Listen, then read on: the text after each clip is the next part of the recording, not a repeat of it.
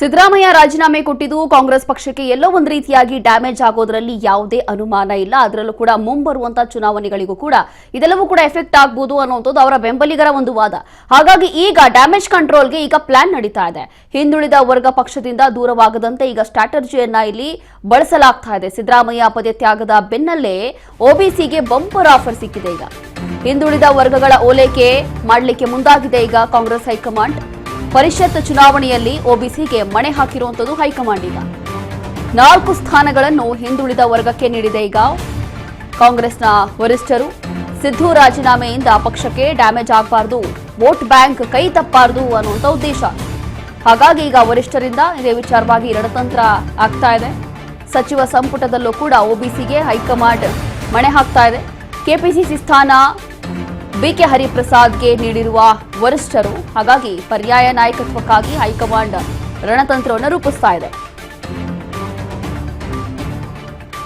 ಹೀಗೆ ಒಂದು ರೀತಿಯಾಗಿ ಕರ್ನಾಟಕದಲ್ಲಿ ಕಾಂಗ್ರೆಸ್ ಅಂದ್ರೆ ಸಿದ್ದರಾಮಯ್ಯ, ಸಿದ್ದರಾಮಯ್ಯ ಅಂತಂದ್ರೆ ಕಾಂಗ್ರೆಸ್ ಅನ್ನುವಂತಹ ಮಟ್ಟಕ್ಕೆ ಒಂದು ಹವಾ ಕ್ರಿಯೇಟ್ ಮಾಡಿದ್ರು.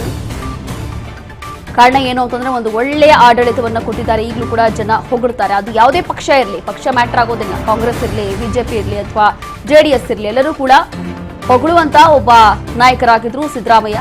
ಹಾಗಾಗಿ ಈಗ ಅವರು ಪದತ್ಯಾಗ ಮಾಡಿರೋದ್ರಿಂದ ಎಲ್ಲೋ ಒಂದು ರೀತಿಯಾಗಿ ಪಕ್ಷಕ್ಕೆ ಡ್ಯಾಮೇಜ್ ಆಗಬಹುದಾ ಅನ್ನುವಂಥದ್ದು ಈಗ ಒಂದು ರೀತಿಯಾಗಿ ಭೀತಿ ಇದೆ, ಭಯ ಶುರುವಾಗಿದೆ. ಹಾಗಾಗಿ ಏನ್ ಮಾಡಬೇಕು ಇದೆಲ್ಲವೂ ಕೂಡ ತಪ್ಪಿಸ್ಲಿಕ್ಕೆ ಅಂತ ಹೇಳಿ ಕಾಂಗ್ರೆಸ್ ಹೈಕಮಾಂಡ್ ನಾಯಕರು ಈಗ ಪ್ಲಾನಿಂಗ್ ಮಾಡ್ತಿದ್ದಾರೆ.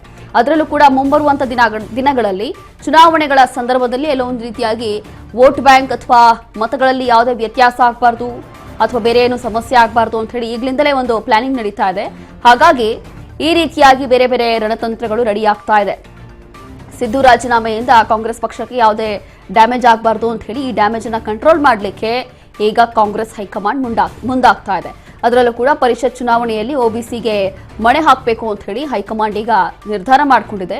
4 ಸ್ಥಾನಗಳನ್ನು ಕೂಡ ಹಿಂದುಳಿದ ವರ್ಗಕ್ಕೆ ಈಗ ಕೊಟ್ಟಿರುವಂತದ್ದು ವರಿಷ್ಠರು.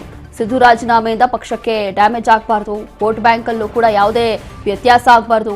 ಈ ಹಿಂದೆ ಹೇಗೆ ಸರ್ಕಾರ ಅಧಿಕಾರದಲ್ಲಿ ಬಂದಿತ್ತು ಕಾಂಗ್ರೆಸ್ ಸರ್ಕಾರ, ಅದೇ ರೀತಿಯಾಗಿ ಮುಂಬರುವಂತ ದಿನಗಳಲ್ಲೂ ಕೂಡ ಬರಬೇಕು, ಯಾವುದೇ ಭಿನ್ನಮತ ಆಗಬಾರ್ದು ಅನ್ನುವಂಥದ್ದು ಕೂಡ ಇಲ್ಲಿರುವಂತ ಒಂದು ಗೊಂದಲ.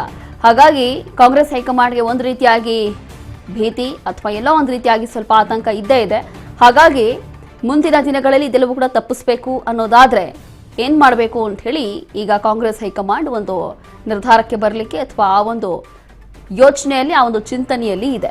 ಮುಂಬರುವಂತ ಚುನಾವಣೆಗಳಲ್ಲಿ ಯಾವುದೂ ಚುನಾವಣೆ ಕೂಡ ನಮ್ಮಿಂದ ಕೈ ತಪ್ಪಿ ಹೋಗಬಾರ್ದು ಅಥವಾ ವೋಟ್ ಬ್ಯಾಂಕ್ ಕೂಡ ಕೈ ತಪ್ಪಿ ಹೋಗಬಾರ್ದು ಅಥವಾ ಬೇರೆ ಕಡೆ ಅದು ಡಿವೈಡ್ ಆಗಬಾರ್ದು ಅನ್ನುವಂಥದ್ದು ಕೂಡ ಸ್ವಲ್ಪ ಭಯ ಇದೆ. ಹಾಗಾಗಿ ಏನೆಲ್ಲ ಮಾಡಬೇಕು ಅದನ್ನ ಮಾಡಬೇಕು ಅಂತ ಹೇಳಿ ಈಗ ಕಾಂಗ್ರೆಸ್ ಹೈಕಮಾಂಡ್ ಮುಂದಾಗಿದೆ.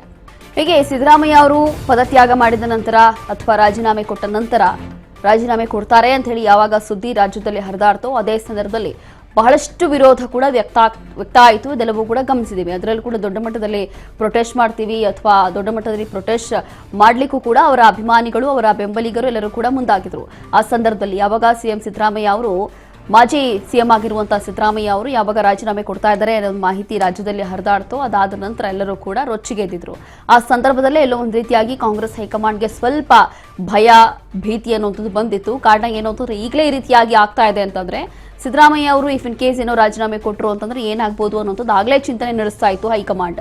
ಬಟ್ ಈಗ ಯಾವಾಗ ಸಿದ್ದರಾಮಯ್ಯ ರಾಜೀನಾಮೆ ಕೊಟ್ಟರು ಅದಾದ ನಂತರ ಈಗ ಡಿ ಕೆ ಶಿವಕುಮಾರ್ ನೂತನವಾಗಿ ಮುಖ್ಯಮಂತ್ರಿಯಾಗಿ ಅಧಿಕಾರವನ್ನು ಸ್ವೀಕಾರ ಮಾಡಿದ್ದಾರೆ. ನಿನ್ನೆಯಿಂದ ಅವರ ರಾಜ್ಯಭಾರ ಈಗಾಗಲೇ ಆರಂಭ ಆಗಿದೆ ನಮ್ಮ ಕರ್ನಾಟಕ ರಾಜ್ಯದಲ್ಲಿ. ಹಾಗಾಗಿ ಇದೆಲ್ಲವೂ ಕೂಡ ಒಂದು ಬ್ಯಾಲೆನ್ಸ್ಡ್ ಆಗಿ ಹೋಗಬೇಕು, ಸಮತೋಲನವಾಗಿರಬೇಕು ಅಂತಂದ್ರೆ ಇಲ್ಲಿ ಮುಂಬರುವಂತ ಚುನಾವಣೆಗಳಿಗೆ ಯಾವುದೇ ರೀತಿಯಾದಂಥ ಎಫೆಕ್ಟ್ ಆಗಬಾರ್ದು ಅನ್ನುವಂಥ ಒಂದು ಉದ್ದೇಶದಿಂದ ಬೇರೆ ಬೇರೆ ಪ್ಲಾನಿಂಗ್ ಈಗ ಕಾಂಗ್ರೆಸ್ ಹೈಕಮಾಂಡ್ ಇಂದ ನಡೀತಾ ಇದೆ. ಹಾಗಾಗಿ ಏನೆಲ್ಲ ಮಾಡಬೇಕು, ಯಾವ ಸಮುದಾಯದಿಂದ ಅಥವಾ ಯಾರಿಗೆ ಅಧಿಕಾರವನ್ನ ಕೊಡಬೇಕು ಅಥವಾ ಯಾರಿಗೆ ಯಾವ ಸ್ಥಾನ ಕೊಡಬೇಕು, ಯಾರಿಗೆ ಯಾವ ಇಲಾಖೆ ಕೊಡಬೇಕು ಅಥವಾ ಸಚಿವ ಸ್ಥಾನ ಕೊಡೋದ್ರಿಂದ ಸಮುದಾಯ ಅಥವಾ ಜಾತಿವಾರು ಲೆಕ್ಕಾಚಾರಗಳನ್ನು ಕೂಡ ಈಗ ಕಾಂಗ್ರೆಸ್ ಹೈಕಮಾಂಡ್ ಇಟ್ಕೊಂಡಿದೆ. ಹಾಗಾಗಿ 4 ಸ್ಥಾನಗಳನ್ನು ಕೂಡ ಹಿಂದುಳಿದ ವರ್ಗದವರಿಗೆ ಕೊಡಬೇಕು ಅನ್ನುವಂಥದ್ದು ಕೂಡ ಅವರ ಒಂದು ಉದ್ದೇಶ. ಕಾರಣ ಏನು ಅಂತಂದ್ರೆ ಇಲ್ಲಿ ಚುನಾವಣೆಯ ಸಂದರ್ಭದಲ್ಲಿ ಯಾವುದೇ ಎಡವಟ್ಟಾಗಬಾರ್ದು, ಇಲ್ಲಿ ವೋಟ್ ಬ್ಯಾಂಕ್ ಕೈ ತಪ್ಪಬಾರದು ಅನ್ನುವಂಥದ್ದು ಕೂಡ ಕಾಂಗ್ರೆಸ್ ಹೈಕಮಾಂಡ್ನ ಒಂದು ಬಹಳ ಪ್ರಮುಖ ಉದ್ದೇಶ ಆಗಿದೆ. ಹಾಗಾಗಿ ಈ ರೀತಿಯಾಗಿ ಕಾಂಗ್ರೆಸ್ ಹೈಕಮಾಂಡ್ ಒಂದು ನಿರ್ಧಾರಕ್ಕೆ ಮುಂದಾಗ್ತಾ ಇದೆ. ಮತ್ತಷ್ಟು ಡೀಟೇಲ್ಸ್ ಕೊಡ್ತಾರೆ ನಮ್ಮ ಪ್ರತಿನಿಧಿ ಬಸವರಾಜ್ ಹುಗಾರ್. ಇಲ್ಲಿ ಸಿದ್ದರಾಮಯ್ಯ ಅವರು ಯಾವಾಗ ರಾಜೀನಾಮೆ ಕೊಟ್ಟರೋ ಆ ಸಂದರ್ಭದಲ್ಲೇ ಎಲ್ಲೋ ಒಂದು ರೀತಿಯಾಗಿ ಮುಂಬರುವಂತಹ ದಿನಗಳಲ್ಲಿ ಕಾಂಗ್ರೆಸ್ ಪಕ್ಷಕ್ಕೆ ಡ್ಯಾಮೇಜ್ ಆಗುತ್ತೆ ಅನ್ನುವಂಥದ್ದು ಆಲ್ಮೋಸ್ಟ್ ಗೊತ್ತಿತ್ತು. ಇನ್ನು ಮುಂಬರುವಂತಹ ದಿನಗಳಲ್ಲೂ ಕೂಡ ಇದಾಗುತ್ತೆ ಅನ್ನುವಂಥದ್ದು ಭಯದಲ್ಲಿದ್ದಾರೆ ಕಾಂಗ್ರೆಸ್ ಹೈಕಮಾಂಡ್. ಹಾಗಾಗಿ ಇಲ್ಲಿ ಹಿಂದುಳಿದ ವರ್ಗದವರಿಗೆ 4 ಸ್ಥಾನ ಕೊಡಬೇಕು ಅಂತ ಹೇಳಿ ನಿರ್ಧಾರ ಆಯ್ತಾ ಅಂತ?